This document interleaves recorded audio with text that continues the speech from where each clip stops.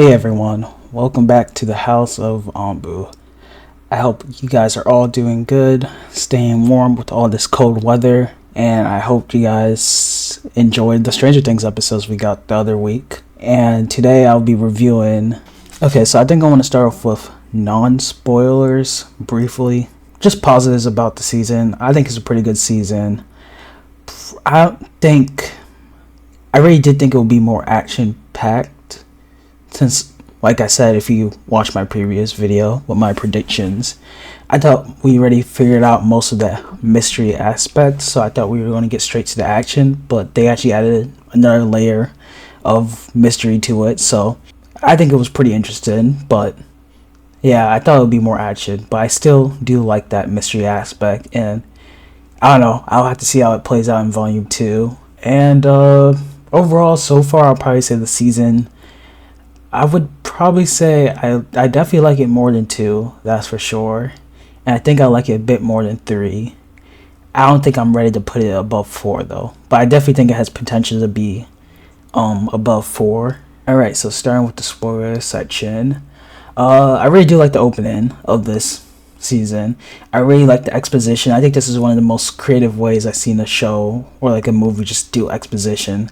I really like how they did with Squawk, and just like they informed us in a cool creative way of like everything that's happening, and then brought us up to speed in like 2 minutes. Yeah, I do like the Squawk, and I like seeing all these characters interact. We get more of Robin and Steve, which was great. We get to see Dustin, and you know he's depressed because of Eddie, and yeah, we can see how that's influencing that with like the bullies at school and stuff like that. I think it was important they kept that, but I don't see them having a bigger role since things are really get bigger by the end of it. So I don't think they'll be coming back, but I don't know, maybe it'll play a role towards the end. Maybe they'll establish the Hellfire Club again, so we'll have to see about that. I like seeing Eleven's training with Hopper and Joyce together. Actually, that's a really big positive, just seeing them together and like, yeah, taking care of their daughter, basically. Just trying to make sure Eleven's staying healthy and she's not straining herself too much, because, you know, she really feels let down and probably a lot of guilt for what happened with Max, that she wasn't strong enough. And that was kind of like the whole thing last season. So it's good to see her actually like practicing her problems, getting stronger, and, you know, actually being ready to take on Vecna. I like the main group's dynamic. It really did feel well. I'm not gonna lie, low-key kind of forgot Max was there, but yeah, after seeing her in the hospital, I did feel like something was missing. But I think this is kind of what I wanted. That was my main complaint about season 4, is this: we never got the main group together, and now they're like all together. Sure, they get separated a little bit, but they're like mainly together. And like the Turnbow Trap episode, that was amazing. Like literally just Home Alone, setting up the traps together, just a dynamic, just really heavy season 1 vibes. Even bigger season 1 vibes, because we have like Nancy and like Jonathan there too, because they weren't really together in season 1, so we get like everyone together basically. The only people that are really separate are Hopper and Elle, but I feel like that makes sense, something like father-daughter time, so I'm not too worried about that. Doesn't really bother me that much. I'm just glad like the main group is together, and I'm sure they're probably bringing back 11 and Hopper towards the end in volume 2. Talking about the Turnboy Trap, Derek, pretty cool character. I thought I was not gonna care for him. I thought they were gonna kill him off at episode 1. Just, you know, digital Stranger Things algorithm killing off every new character. But you know, I think they made us like him really fast. We hated him one episode, and by the end of it, or the next one, like, he became delightful Derek, so that was cool to see. I like introducing a new character. Speaking of that, you had Holly too, which, you know, she was already a character, but yeah, I think it was cool they tried to dive deeper into Holly's character, make her a more essential role, because even in season 2, you can see it's like she had some type of connection to the supernatural elements that were going on within the show. I really do like just the whole concept of like Hawkins being quarantined, them working together, trying to set up the burn-ins times and stuff like that, sneaking Hopper and Murray smuggling stuff in for them. I just really like that whole dynamic, and I don't know, I always like when stories have this type of like no man's land feel to it. So I really do like that dynamic in this season. Oh, sorry, I said burn-ins. The crawls when the burn-ins happen.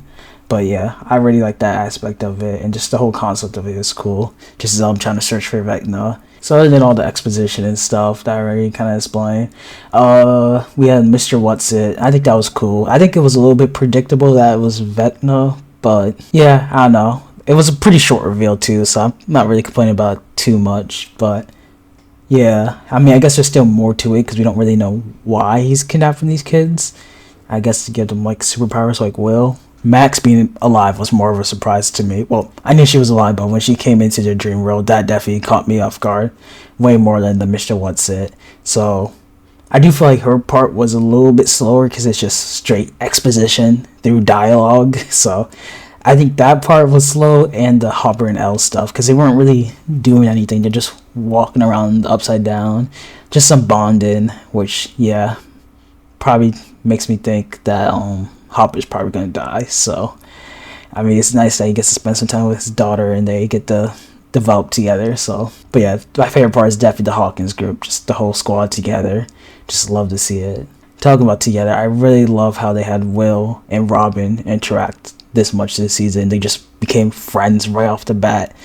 Two queer characters just being together, just being able to express their feelings with each other, and Robin helping out Will was just amazing, to be honest. Just her entire speech of being herself, very beautiful speech that I think any other queer person could also represent with or feel themselves within it. So I'm really happy that we got that in the show. I still do think Bio will be happening, but if it doesn't, I'm just happy we got two queer characters interacting, and at least Will was able to accept himself.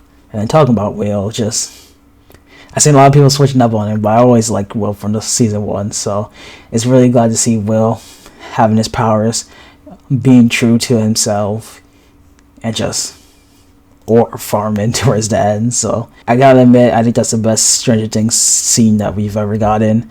Probably running up that hill second, but this scene was just so emotional, so beautiful.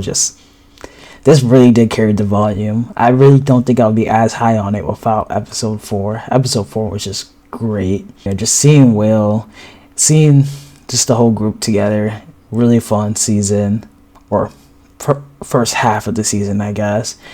I do wish there was less exposition, like less mystery. I thought it was going to be more action, but I'm hoping that means Volume 2 will have a lot more action since we got through all the exposition and all the building for this season. Oh, and I almost forgot, episode 4, we also had the reveal of 8 being alive. Kelly is back, so the Lost Sister episode is actually not as bad now. So I'm pretty excited to see what they do with her, because I think even the Duffer Brothers admitted they didn't get to fully flesh out that story. So I really do hope, maybe she's not playing too major of a role, but I feel like she has to play a decently major role, especially now the government's locked her up and trying to, I guess, use her powers to not use her powers, but like find her weakness, her kryptonite for 11 too. So I'm excited to see their dynamic at it and see how she plays a role. And I don't know, maybe she'll join the main group, or maybe she would just go off to do her own thing. But yeah, I think that was pretty cool, and it definitely caught me off guard. I definitely did not see them bringing them back. I didn't think they would actually do it, but I guess they really didn't want any loose ends. So we'll see how that dynamic works out in Volume 2. I guess the one last thing to say is just Dustin's relationship with Steve. Yeah, it's kind of sad to see. I really do think Dustin or Steve is going to die, or even Steve dies and Dustin never gets to forgive himself for being kind of a jerk. But I really do think they're both in the right, just in their own ways. They're just, they're both going through a lot, so it makes sense.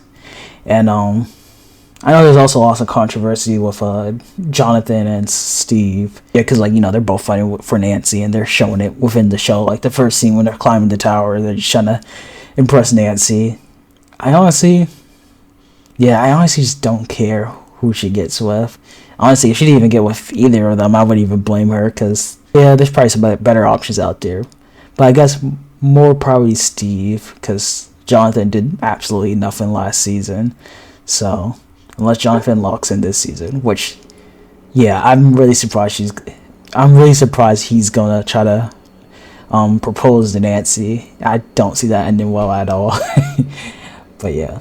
Okay, so that was more of a shorter video, but I think that wraps up my Stranger Things Season 5 Volume 1 review. This is technically my first review. I usually only review things when it's fully finished, so no upcoming seasons and stuff like that, but you know, I can make an exception for Stranger Things. But usually at my review videos, this is my first one doing this on this channel, but I would include a score. I will score it after the show is finished. I probably won't be making a video for Volume 2 separately. I'll probably just do Volume 2, the finale, and this one, of course, Volume 1 together for a final score. And that review will probably be coming beginning of next year, so stick around for that, and let's just make it to Christmas for these new Stranger Things episodes. So stay warm, guys, and have a good one.